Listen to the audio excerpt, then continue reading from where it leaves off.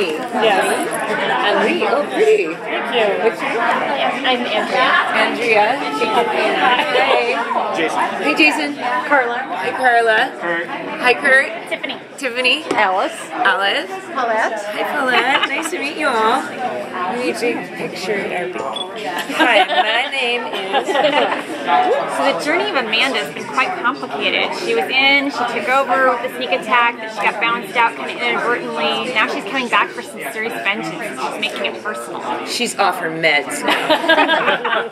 That's my new thing. I think she's been on lithium this whole time to keep the orbs out of her face. Well, I think we were most surprised to learn that she kind of was in love last season, and it wasn't obvious to everybody until it came out. And we're like, oh, she's had this grand affair going on under her nose. How did she keep that a secret? You know, it's a good question. I mean, I think this show is a very good euphemism. Everything's a duality, and nothing is what it seems. Everything's a puzzle wrapped in an enigma and a mystery. And, I think this season 3 we're going to see a much, if you can say it, a much less sympathetic Amanda. Last season we really did kind of peel back the layers and show that she really was a human. Whether or not some audience members may have liked it, maybe it may have not, but at least we saw some empathy when it came, and maybe some real feelings and attachment to Alex and the past relationship with Nikita, which ultimately was the one that was probably the closest mother-daughter relationship she ever had, and probably the closest thing to love she ever had, and even some real true feelings when it came to Percy. But a lot of it wasn't exactly what people assumed, in my opinion. But that being said, I hope we don't ignore all of the things that we explored in season 2 and season 3, and the fact that she's going to. You can see that at the end of season 2, Nikita's going to a much more positive, probably positive, healthier place, and Amanda is going to a deeper, darker place, and ultimately has revenge on her mind. I'm sure she's going to be obsessively one-minded about getting Nikita and trying to get the vision back. Although I'm not sure why she would want to, but Does she feel sort of betrayed by Nikita? Betrayal is the word that defines Amanda right now, because I think it started, of course, with Percy in season 1. I don't forget, Percy stayed alive, in my opinion, because Amanda kept him alive. He was captured and he was going down, but he was kept alive because Amanda kept him alive. Because I think she ultimately always saw them as this power couple that could take on the world. Whereas Percy became his psychotic ego took him to such a different level that he left her behind. So when he went off with his master plan that didn't include her, and she was forced to capture him and then keep him in the silo, and she keeps talking about killing him. Well, she doesn't want to kill him. She never wanted to kill him. In fact, she says, why did you, basically, you screwed it up.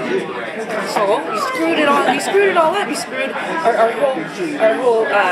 our future together, and we were a power couple, but he's become so dismissive of her that, and he truly does betray her, that she's forced to kill him, and and that's why it was almost very touching when she's about to inject him and put him into this coma, that it took so long, and it's just that, and she had tears, and she was breaking down because of Percy's betrayal. And then, of course, then you find out that Nikita ultimately betrayed her, and they had a true closest thing to a mother-daughter relationship that she ever had. And then she was kind of substituting that a bit with Alex. Although I had the theory that Amanda was onto Alex from the very beginning and just loved playing the game. Like, this thing is a big whole Survivor game, And if Division burned down, Amanda would be going, "I got the $1 million," So. But going back to the Ari thing, I'm questioning. I approached it as if it was a real relationship with love and affection, but now I'm not so sure because at the end, it's almost like you screwed up too, buddy. Like maybe who knows? We'll see. I would like to see what happens with that relationship because who else does she have? The whole world's after her, right? Do you think she's actually capable of love? In her own messed up, I think she's still a human being, so it's, of course. Because she seems to view it and utilize it like it's a tool. Like love is something, it's just a way to get what you want, and it's not a real emotion for her times.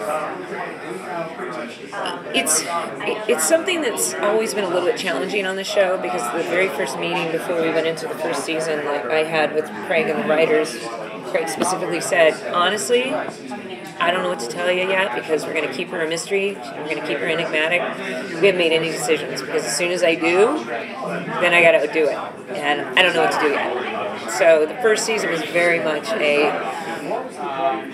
it's almost good that I was told nothing. So it was everything's in control. You saw it it came up very mysterious. And then as you start peeling back the layers in the second season, she probably got to a level that a lot of people never expected. We saw a little bit of that, and I don't even know if they expected the silo scenes to be as entertaining as they were.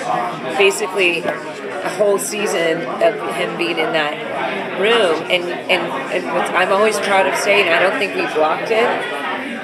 I think we blocked it differently every single time we were in every single episode. It was never the same, and Xander and I would come up with different blocking and ways to make it interesting, and it was. They were very insightful. It was a way to peel back instead of just doing the division techno-babble. It was a way to peel back and reveal these characters, and now the audience is really invested in those characters.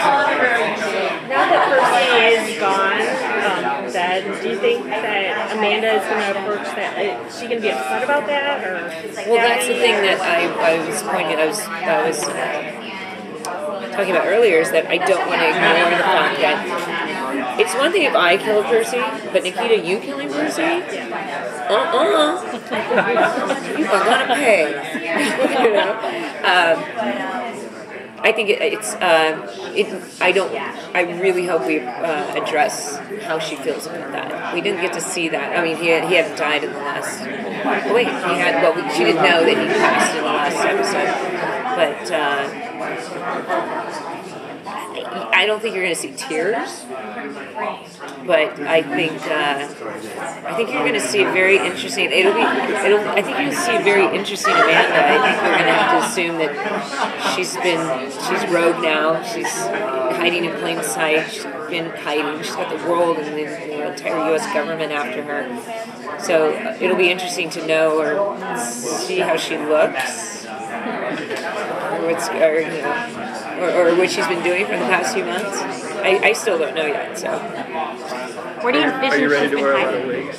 That's what I was thinking. I was thinking like she becomes that, master of disguise. Wouldn't that be cool? Wouldn't that be cool? If it's like the opening of Mission Impossible and it's like one guy and then she goes dun dun dun dun dun.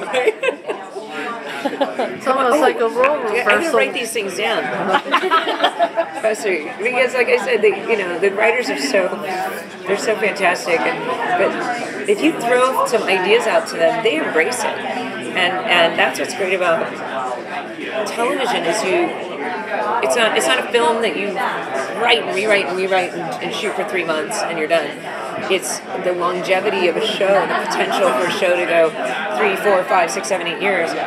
And they have to come up with things that are and sometimes the fourth season is the best season. It depends on, and it's all the writers. It's a writer's medium, and just so they're very open to our suggestions and the collaboration. The scenes between Percy and I talking about I know you thought this was a relationship, and then the way he spoke to me, that came out of a conversation that Xander and I were having, and the writer overheard us discussing, and then we got into a big discussion about their past and what we thought. So he ended up putting it in 5 months later. Whoa, there it is. So it's these writers, they really need to be inspired, and it's really great when we can give them that, because they have so much to do with the technical story and about getting through, but when it comes to these little nuances, and it's my job to inspire them and to do something that they've never seen. I'm always trying to inject humor, but not for ha-ha's sake, but checking her hair while she's dying, or doing, whatever, something Amanda would do. Do you think she had a contingency plan someplace she could take to ground when these things kind of fell apart for her? I think that's the thing. This show is all. I think you should always assume chess moves are being made off the board before, without anything being seen. Whatever you're not seeing, stuff's going on. Just like the world around us right now, stuff's going on. And contingency plans, absolutely. In just when her last contingency plan might fail, she's got something else in mind. I'm a fan too, so I can't wait to see what she's been doing. Working the street. Who knows? Are you going to be in every episode? I will not be in every episode. No. It's I think correctly so, creatively, they really want to. It's difficult to focus on one bad guy for an entire season, and I think they're going to explore other bad guys that are in the world, because there's a lot of monsters out there, apparently. Will she be hooking up though with This is the last the question. Bad Guy Network? Pardon? Will she be kind of hooking up with the Bad Guy Network, maybe? The Bad Guy Network? Trying to get her revenge by hiring other people or teaming up? It'll be interesting to see if she can recruit her own crew. So the Wicked Witch of the West, of the East. I'll get you, my pretty. I mean, yeah, she's right. She can have her little flock of flying monkeys. Right? That would be good. I'm going to go to Craig right now. Okay, thanks, you guys. Melinda, I worked with your dad on Days of Our Lives. How's he doing? Oh, good. He's good. He's getting a little older, and he's not moving